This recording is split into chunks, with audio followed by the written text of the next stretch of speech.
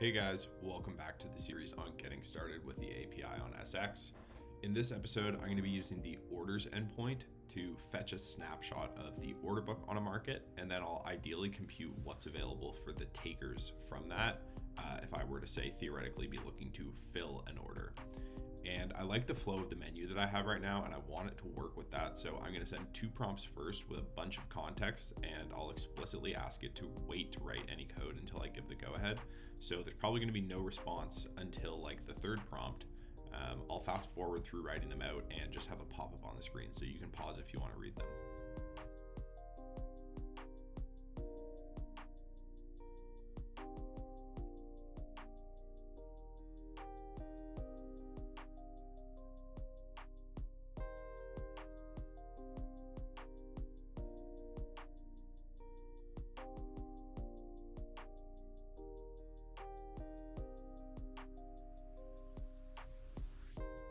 So this is really the main prompt here, saying what I want in the request to get the orders.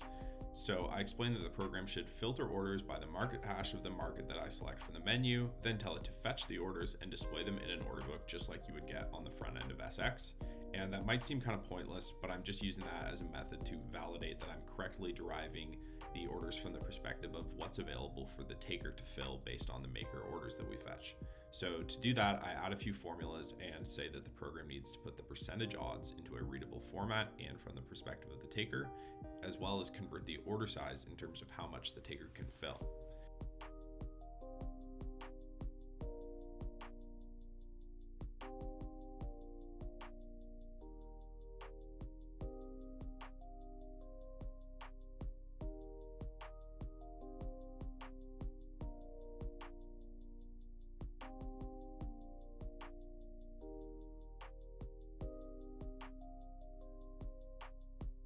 So let's not disturb our old file and make a new one called fetchorders.js, and we will paste the new code in there and work from here. So let's save that and run it.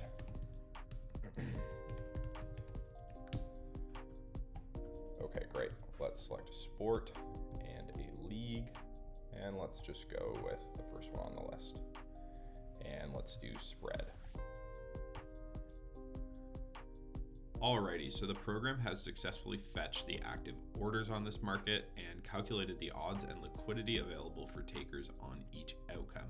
So I've basically got a snapshot of how much I could get down and at what odds on either side of this market.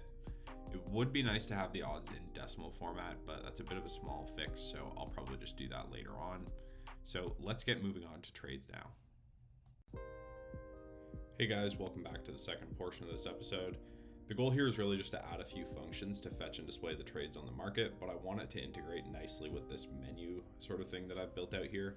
So I'm going to write a bit of a weird series of prompts and feed them to ChatGPT to try to make that happen. Feel free to skip right through to the end if you just want to see the final product and get the code that I have.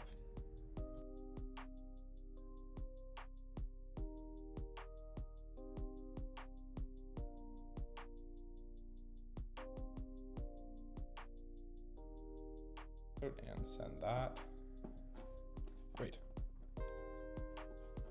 So each market that we retrieve from the /market/active endpoint will have a market hash to identify the unique market. We will want to only get trades for that specific market hash of the market we select, and only get trades on chain version SXR, and where maker equals false as well, so that we only get taker trades. So that will make sure, just for your reference here, there's a whole bunch of parameters that we can set when trying to get trades from this endpoint. And we want to only get trades for the specific market we select. So we need the unique identifier for the market hash.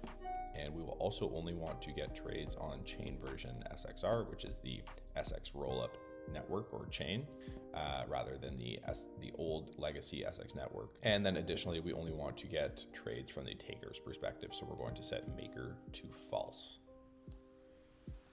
So let's continue here. And say, if I select to view trades after, please await further instructions. Again, before writing any code, the next message will include the relevant docs.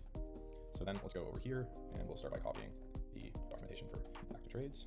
And let's say I have pasted the relevant docs for getting trades from the /trades endpoint, which includes a sample of the response data from the API, as well as useful info from the docs on unit conversions for easy readability. And then let's paste that from the get active trades. And then let's just go get the unit conversions portion of the docs and copy that to our clipboard. And we can paste it in with our prompt at the bottom here. Methods and libraries, my current program for your reference, and updating again. And then let's just go one more time, copy the last version of our program, and we'll send that. So while ChatGPT is starting to write this, let's make a new file called fetch trades so we don't interfere with our old one. All right, let's copy the first portion here and paste it into our file. And it actually looks like this is the whole program in the first message, so I'm just going to try running it.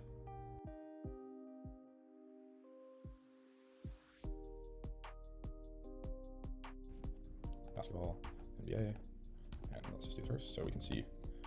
Oh yes, let's see. All right, looks like we got our trades properly here on Pistons Clippers moneyline, and we can just check the front end of SX too.